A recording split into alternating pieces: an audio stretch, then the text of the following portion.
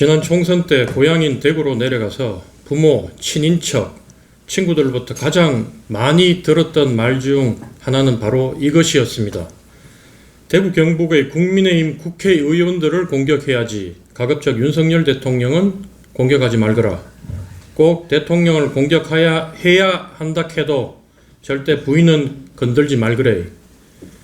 설령 뒤에서 흉보는 한이 있더라도 앞에 드러내놓고 가족, 특히 부인 등 여성을 공격하는 걸 옹졸하고 비겁하다 여기는 대구 경북의 정서가 그대로 반영된 조언이었습니다. 대통령이 뭐 그리 잘못했는데 경제를 대통령 혼자 살리나? 극하면 문재인이는 범죄자, 거짓말쟁이 이재명이한테 비하면 윤석열 대통령은 양바이다. 선거 기간 내내 제가 욕먹으면서 지역구에서 가장 많이 들었던 소리입니다. 그런데 총선 때의 그런 분위기와 사뭇 달라진 것을 요즘 대구 내려갈 때마다 피부로 느끼고 있습니다. 그중 가장 큰 변화는 바로 대통령 영부인에 대한 것입니다. 대통령이 장가를 잘못 가서 저렇다 아이가. 장가만 똑바른 데 갔으면 대통령이 지금보다 홀라한 평가를 받을 낀데 대통령 부인에 대해서는 이제 대구 경북에서조차 속으로 부끄러워하고 불편해하는 수준을 넘어 김건희 때문에 대통령이 저리 욕먹으며 망가지고 있다는 원망과 분노를 공공연하게 드러내는 수준에까지 이르렀습니다.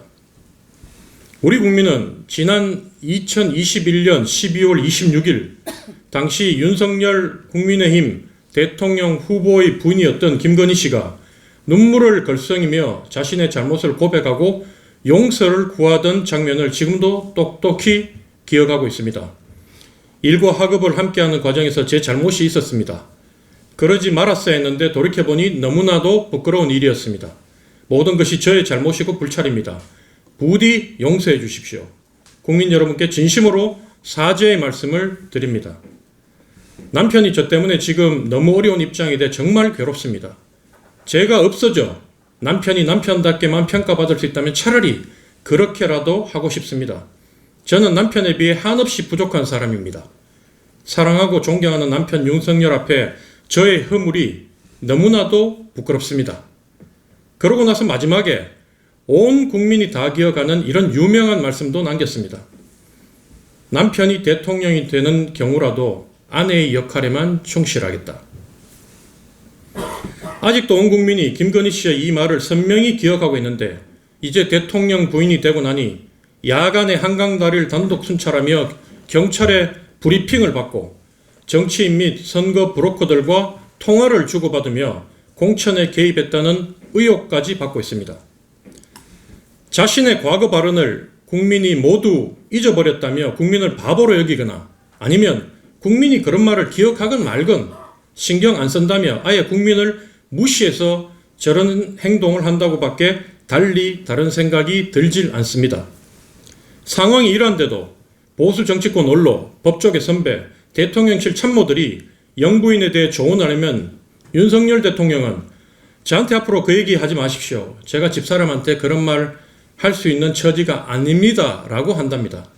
통화 도중 여사 문제를 조언하면 네 알겠습니다. 하고 중간에 전화를 끊는다는 얘기도 들립니다.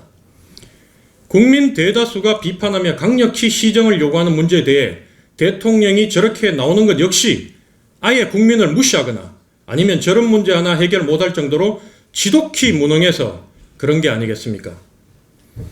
김건희의 여사 리스크가 이재명의 사법 리스크를 모두 덮어버리는 안타까운 상황이 계속되는 모습을 봅니다.